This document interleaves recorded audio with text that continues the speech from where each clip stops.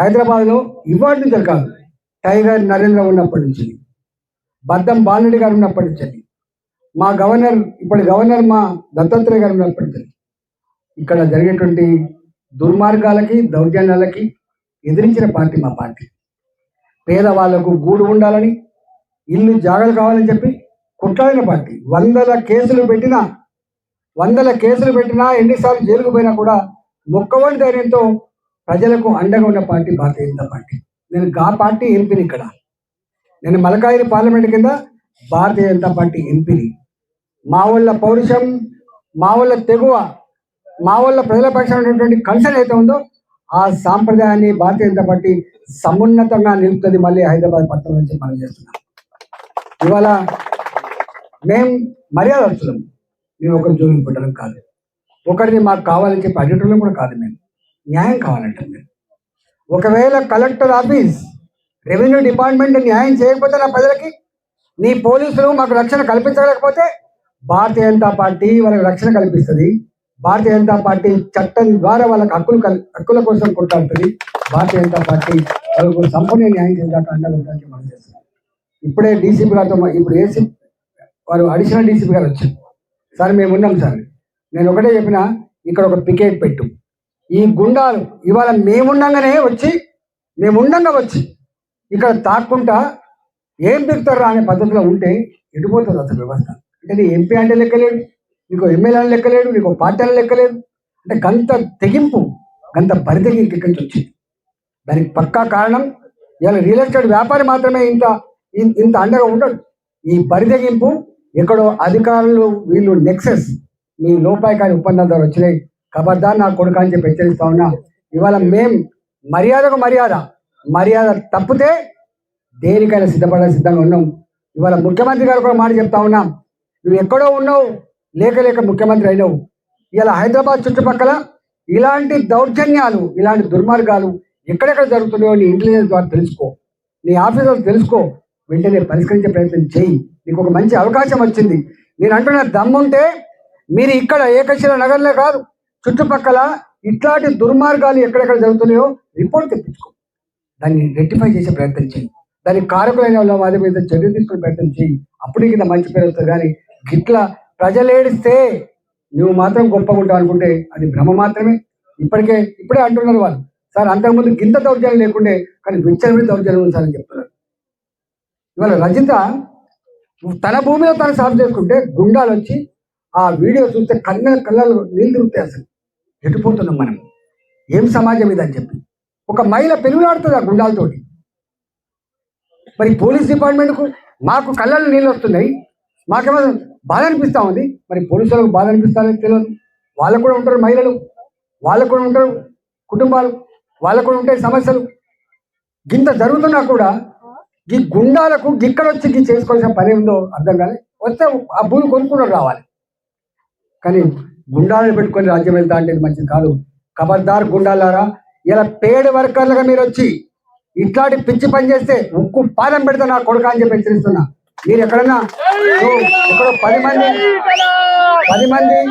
ఎక్కడో కాపలా కాసి మా మహిళలు పెరుగుతా అంటావు, మా పొలాలను పెరుగుతా అంటే చూస్తూ ఊరుకోవడం సిద్ధంగా లేదు. చూస్తూ వెనుకటి కాలం కాదు బిడ్డ, ఇవాళ కాలం వేరు బిడ్డ, మష అయిపోతానని చెప్పి హెచ్చరిస్తా ఉన్నా. మీ కాలనీ వాసులు కూడా నేను విజ్ఞప్తి చేస్తున్నా, నేను మీకు కంటికి రెప్పలా కాపాడుకుంటా అని చెప్పినాం. మేము చెప్పినాం, మీ కళ్ళ ముందు ఉండమని చెప్పినాం. మాకు ఎంత గొప్పగా ఆదరించిందో మాకు తెలుసు.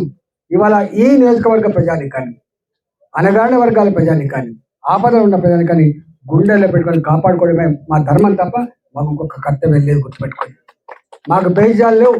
రాజకీయాల కోసం, ఓట్ల కోసం చేయం పని. ధర్మం ఎక్కడ ఉంటుందో, న్యాయం ఎక్కడ ఉంటుందో, ఎక్కడ ఈ దిక్కు లేదా అని చెప్పి ఆక్రమిస్తారో ప్రజలకు అండగా ఉండేటువంటి ధర్మం ఉండదు. మేము 25 ఏళ్ళుగా మేము మా చరిత్ర మీకు తెలుసు కాబట్టి నిశ్చింతగా ఉండండి. ఇప్పుడే చెప్పిండు, నేను అడిషనల్ డీసీపీ చెప్పిన, ఇక్కడ పికెట్ పెట్టమని చెప్పిన, మా వాళ్ళని కన్నెత్తి చూసినా, మా వాళ్ళ మీద దౌర్జన్యం చేసినా, మీరు ఎక్కడన్నా మళ్ళీ విఫలమైనట్టు వచ్చినా అది మేమే దాన్ని సరి చేసుకునే ప్రయత్నం చేస్తాం. సుమా ఆ అవకాశాన్ని ఏదని చెప్పి పోలీసు వాళ్ళు అనుకుంటున్నా. కాబట్టి మిమ్మల్ని నమ్మి మేము పోతా ఉన్నాం. కాబట్టి ఈ కాలనీ వాసుల మీద ఎక్కడ ఇంత ఇబ్బంది లేకుండా చూసుకుంటామని చెప్పి మీరు ఇచ్చిన హామీ మేరకు మేము ఎక్కడి నుంచి పోతున్నాం. మీరు నాది 20 నిమిషాలు తవ్వ, మీకు 20 నిమిషాలు తవ్వ మీరందరూ ఎప్పుడంటే అప్పుడు రావచ్చు. మా నాయకులు కూడా, మా నాయకుల ఫోన్ కూడా తీసుకోండి. మా బసవరాజు ఉన్నాడు ఇక్కడ, మా అధ్యక్షుడు, మా రామోజన్ ఉన్నాడు ఇక్కడ, మా వెంకటేశ్వర ఉన్నాడు ఇక్కడ, మా సుదర్శన్ ఉన్నాడు, మా అధ్యక్షుడు మా విక్రమ్ ఉన్నాడు. మీకు ఎప్పుడైనా ఉంటారమ్మా, తప్పకుండా వస్తామని చెప్పి మనం చేస్తూ సెలవు తీసుకుంటాం. మిత్రులు మాజీ శాసనసభ్యులు సుభాష్ రెడ్డి గారు, గౌరవ కార్పొరేటర్ గారు, దీపిక గారు, నాయకులందరికీ పేరు పేరున, మహిళా సంఘ రాష్ట్ర అధ్యక్షులు శిల్పారెడ్డి గారు, ఇక్కడ స్థానికంగా ఉన్నటువంటి మహిళలు కవితమ్మ, రజితమ్మ, మా సీతారాం నాయక్ మాజీ ఎంపీ గారు కూడా వచ్చారు, మా రంగన్న అధ్యక్షులు రంగ, అనేక మంది నాయకులు వచ్చారు.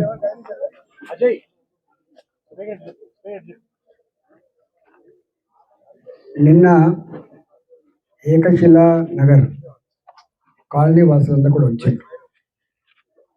నాకు వాళ్ళ బాధ చెప్తున్నప్పుడు చెలించిపోయాను. అంటే నేను పార్లమెంట్లో ప్రాతినిధ్యం వహిస్తున్నా, అంటే ఇక్కడ నాకు తెలియకుండా ఇంత వేదన దుఃఖం ఉందా అని చెప్పి బాధపడ్డా. నేను టైం తీసుకోకుండా వెంటనే మా అధ్యక్షులు విక్రమ్ రెడ్డి గారికి, సుదర్శన్ రెడ్డి గారికి ఒకటే మాట చెప్పిన, రేపు పోదాం మనం, వాళ్ళ సంగతి ఏందో తెలుసుకుందామని చెప్పాను. ఇక్కడికి వచ్చే వరకు తెలిసిన విషయం ఏంటంటే, వాళ్ళు నిన్న నాకు చెప్పిన దానికంటే ప్రాక్టికల్గా చూసిన తర్వాత 100 రేట్ల దుర్మార్గాలు ఇక్కడ ఎక్కువ జరుగుతున్నాయని అర్థమైంది. ఒక ఎంపీగా, బాధ్యత కలిగిన ఎంపీగా నేను ఏకశిల నగర్ వెళ్తున్నా, సిపి గారు, కలెక్టర్ గారు, నేను ఏకశిల నగర్ వెళ్తున్నా. అక్కడ మీ రెవెన్యూ అధికారులు కానీ, మీ పోలీస్ అధికారులు కానీ ఆ ప్రజల బాధలు ఏందో వినే ప్రయత్నం చేయండి. నేను వస్తున్నా అక్కడికి, దానికి ఒక పరిష్కారం చూద్దామని చెప్పిన నేను అనుకున్నట్టుగానే వచ్చిన తర్వాత భయపడకుండా వస్తున్నాడు మా వాళ్ళు. నేను అనుకున్న 2000 పైచిలకు ప్లాట్కి సంబంధించిన 2000 మంది కుటుంబాలు ఉంటారు అనుకున్నా. కానీ ఇక్కడికి వచ్చిన అర్థమైపోయింది, రాత్రి ఎవడు పోవద్దని, టెంట్ వేయొద్దని, మీ ఎంపీ వచ్చి ఏం చేస్తాడని, ఆ ఎంపీ వెళ్ళిపోయిన తర్వాత మళ్ళీ మేమే ఉంటామని, మీ అంతు చూస్తామని చెప్పి ప్రతి ఇంటికి బెదిరించున్నారు. బెదిరిస్తే బిక్కుమంటూ మేము వచ్చినప్పుడు కొంతమంది వచ్చిండ్రు, ఆ తదుపరి ధైర్యం వచ్చి వచ్చిండ్రు.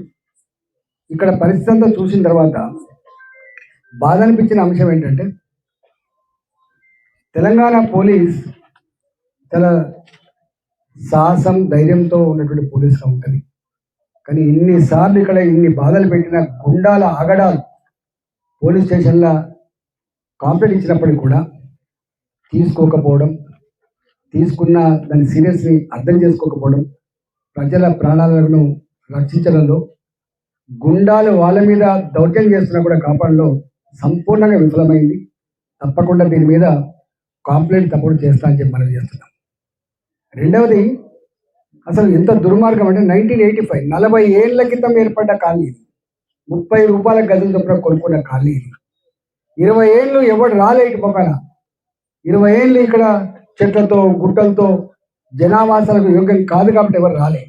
కొంచెం ధర పెరగంగానే వచ్చి ఆ దొంగ అధికారులను కొంతమంది పట్టుకొని, ప్లాట్ల జాగాలు అయినప్పటికీ కూడా, లేఅవుట్లైనా కూడా పక్కకు పెట్టించి, వ్యవసాయ భూమి మీద కాగితాలు తీసుకొని, దొంగ రిజిస్టర్డ్ డాక్యుమెంట్స్ తీసుకొని, అప్పటి నుంచి వీళ్ళ కష్టాలు మొదలైనవి. అందరూ కూడగట్టుకొని బాబు కోర్టుకు పోయిండు, అక్కడ న్యాయం దొరికింది.